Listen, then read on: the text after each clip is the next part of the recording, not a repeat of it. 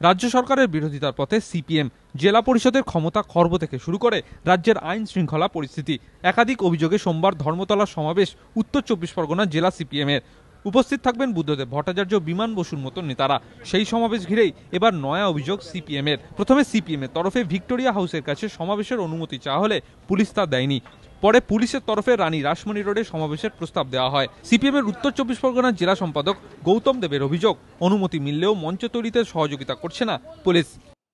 আমরা মিটিং করতে চেয়েছিলাম ভিক্টোরিয়া হাউসের সামনে, যেখানে মমতা এতবার মিটিং করেছে।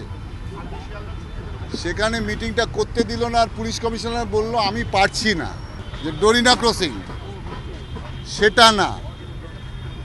তারপরে তারা বললেন আপনারা এই জায়গাটায় করুন, আমরা সমস্ত রকম সহযোগিতা করব। এখনো পর্যন্ত পুরো ফ্ল্যাঙ্কটা তারা ছাড়েননি। কেন্দ্রের সংস্কারের সিদ্ধান্তের বিরোধিতায় সোমবার মমতা বন্দ্যোপাধ্যায়ের নেতৃত্বে দিল্লিতে বিক্ষোভ তৃণমূলের। মমতাকে গৌতমের কটাক্ষ, এত মানুষের জমায়েত দেখতে পারবেন না বলেই দিল্লি চলে গিয়েছেন তৃণমূল নেত্রী। ওনার দরকার ছিল 1 তারিখে কলকাতা না থাকা। কাল কলকাতা শহরে যে কাণ্ডটা হবে, এটা মমতা ব্যানার্জির বসে বসে দেখাটা অস্বস্তিকর।